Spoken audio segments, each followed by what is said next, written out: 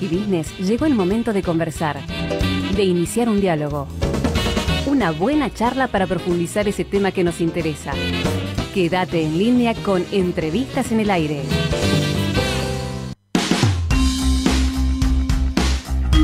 Era obvio. ¿Tiene más cantantes? Por supuesto que tiene ahora más es fácil, cantantes. ahora que No, bueno, pero tuve que buscar más cantantes pop recientes, por así recientes. decirlo. Dua Lipa. ¿Pero es británica? Es británica Dua Lipa. Lily Allen. No la conozco. ¿Cómo la va a tener que conocer? Después le busco un tema de Lily Allen. Rita Bueno. Ora.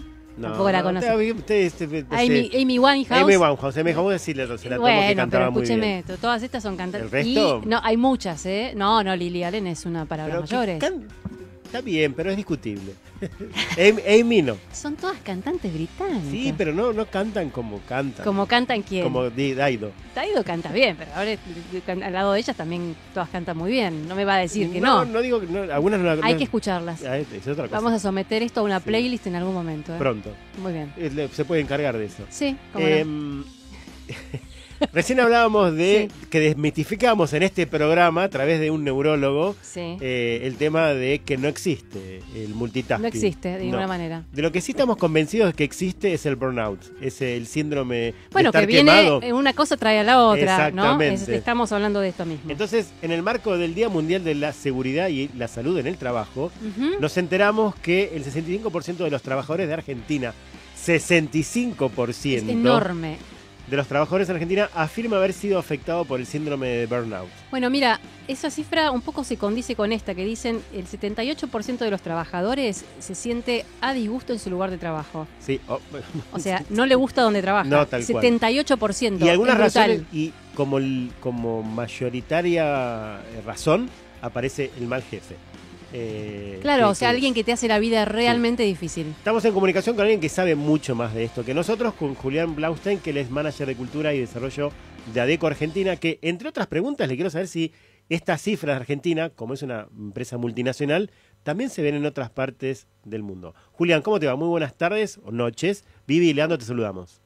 Hola, ¿qué tal, chicos? ¿Cómo están? Muy Buenas bien. tardes, noches. ¿Todo bien por ahí? Todo muy bien. Acá preocupados por estos datos, pero bueno, ¿qué le vamos a hacer? Es lo que hay. Es lo que hay. Sí, sí, la verdad que es tremendo. Ustedes lo mencionaban recién, los escuchaba con atención y el 65% es un número tremendo. Yo recién pensaba, probablemente esto antes pasaba también, ¿no? Pero no estaba no se le podía poner nombre, ¿no? Claro. O no se lo diagnosticaba así, pero el 65% es un número alarmante. Nosotros lo vemos cotidianamente, digamos, tenemos mucha gente en la empresa que digamos, presenta no solamente estos síntomas, sino que ya se llevan directamente a certificados con cuestiones... Con licencias. Con licencias médicas. Exacto, tal cual. Y justo preguntabas esto de si en otros países se da, sí, también obviamente que dependiendo mucho cada continente, Adecco es súper grande y va mutando un poco la estadística, pero sí es algo que se empieza a ver en muchos países. Estos datos, perdóname, son datos actuales, o sea, esto es este año, ahora, en este momento, es decir, ¿cuándo fueron registrados? Claro, porque entiendo que el mundo es muy complicado hoy en comparación tal vez con el año pasado, no sé si aumentó. Y Argentina ni te digo. Claro, aumentó mucho o se mantiene en una cifra, digamos, se mantiene más o menos estable. A ver, este es un informe de Argentina y a ver, el número se mantiene estable, pero es alto, digamos, el año pasado rondó más o menos el 55-60%, es decir, que es una tendencia que viene creciendo en los últimos años. Bien. Por lo menos desde que nosotros estamos midiendo esto, ¿no? ¿Y cómo, digamos, están haciendo el relevamiento? ¿Cuál es la pregunta que se le hace a las organizaciones o de qué manera se establece que es un síndrome de burnout y no otra enfermedad u otra cosa? Bueno, me das pie un poco para contarle las razones que desencadenan un poco el fenómeno, ¿no? El 44% de la gente que respondió a la encuesta menciona que tiene sobrecarga de trabajo. Este es un punto interesante porque hay mucha gente que no solamente lo siente, sino que lo vive, digamos, de manera cotidiana. Hay un 43% que siente que este desgaste está relacionado a la falta de apoyo de los líderes. Y por último, tenemos un 42% que manifiesta tener una sobrecarga de trabajo y de responsabilidad frente a, por ejemplo, compañeros que renuncian, o despidos, o reestructuraciones o nuevas estructuras en las organizaciones, ¿no? Es un número bastante parejo, porque es 44, 43, 42, pero digamos son como los tres fenómenos que hoy nos ayudan a entender por qué se genera el síndrome de burnout. Sí, exacto, claro. y lo que hablábamos antes. Y en esa perspectiva, ¿pudieron identificar si algunas categorías de empresas sobresalen por arriba del promedio más que otras, por ejemplo?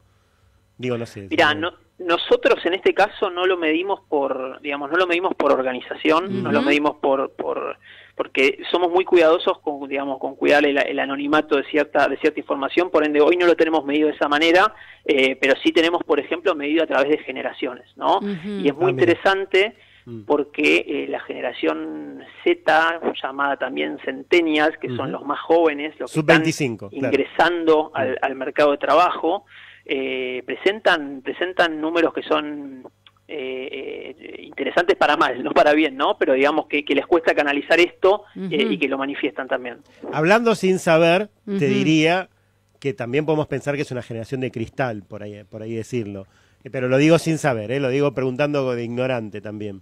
Sí, es un tema súper interesante. No quiero irme para otro lado, pero nosotros desde ADECO trabajamos mucho para entender que cada generación tiene una necesidad distinta. Obviamente que trabajamos como con paquetes de beneficios, con propuestas de valor que estén orientadas a cada público. Y doy un ejemplo que está bueno y lo repetí algunas veces. Nosotros, por ejemplo, tenemos beneficios que tienen que ver con los hijos de nuestros empleados, entonces probablemente eso afecta de manera positiva mucho más a cierta generación. Y a su vez, cuando hablamos del cuidado del medio ambiente, cuando hablamos de salud mental, por ejemplo, cuando hablamos de mascotas, que es algo que se está hablando muchísimo ahora también como parte de beneficios que las empresas dan a sus empleados, ya tal vez nos vamos a otras generaciones, ¿no? No significa que todos gozan del beneficio, pero seguramente los valoran más unos que otros, y eso tiene que ver con lo que mencionabas, ¿no? Cada generación tiene sus intereses particulares. Y otra consulta que también tiene que ver con la dinámica propia del trabajo de ustedes. ¿Qué dicen sus clientes cuando ven estos datos? O sea, ¿qué expresan? Sí, a ver, en realidad lo que se da es... ¿Lo sienten como un fracaso? ¿Lo sienten como algo signo de época? Siente como que es exagerado, dicen esto no está pasando, lo niegan. Claro, bueno, a ver, hay de todo.